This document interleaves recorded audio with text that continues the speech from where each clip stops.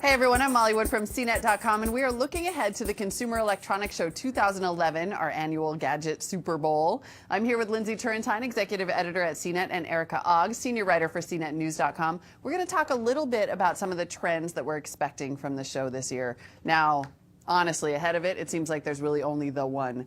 Tablets. Tablets everywhere. Very much so. Yep. Yeah, so what are you guys hearing? I mean, are we going to see non-stop Android tablets? Is it going to be all Windows Phone 7? Erica, what have you heard so far?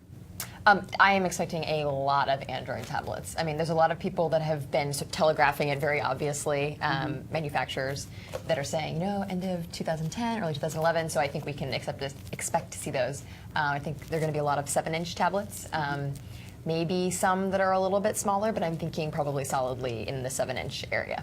And then what about those Windows 7 tablets, not Windows Phone 7? The Ballmer keynote is expected to showcase a lot of those. Frankly, we saw some last year. Where have they been? They've been catching up for a while now, and we've seen big advances in the Android side. We're probably going to see Android with Honeycomb, the Honeycomb version, which is optimized for those tablets. So we're really curious to see what we get out of Windows, because so far we know nothing. Yeah, they're more than a little bit behind the curve. It seems like everyone is.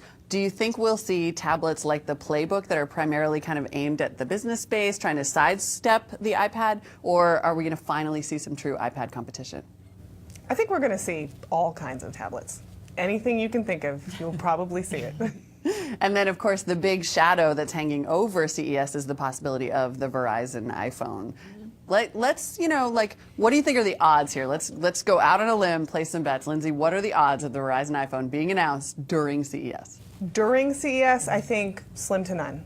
I think that there are good odds, 40%, that it could be announced just before CES. So it's going to pull the rug out from underneath a lot of other Android announcements. Well, that and Verizon has a very prominent slot in the keynote lineup at the show. So it would be interesting if Apple chose maybe 2 days before, 3 days before, to talk about the new iPhone, and maybe Verizon would talk about 4G and how it would work on that potentially. We don't know, but it would definitely pull the rug out from under poor CEO Verizon.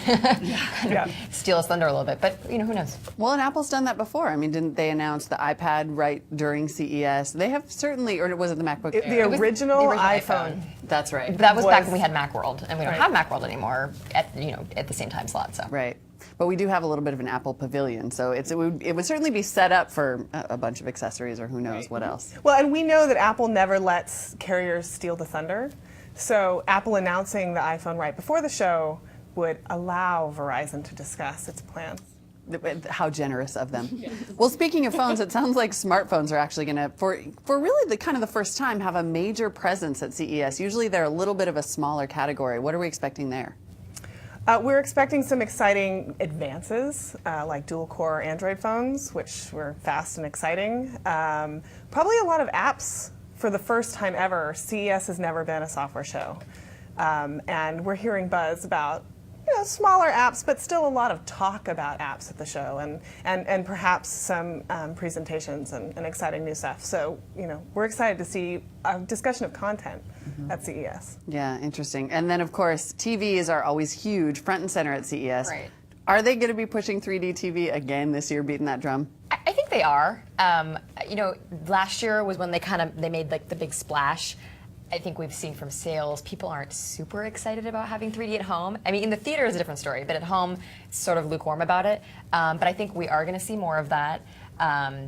Now, what they do in terms of, with glasses, without glasses, what type of glasses, that's going to be interesting to see which direction manufacturers are going. Yeah, and then I have to say, a surprisingly big trend this year seems to be connected cars. I mean, there's always a car presence at CES, but this year you have Ford and Audi both keynoting. Well, I mean, cars are the next place for the internet? It's huge. Well, every year there's a car tech pavilion, and it's just getting bigger and bigger every year, and we expect to see a lot of connected stuff in the dashboard from many manufacturers. It's pretty crazy. Cars are going to be little internet-connected TVs or internet-connected devices on wheels. Yeah. That sounds super safe. Hopefully there will also be self-driving cars. because That would be cool. we need them. Right.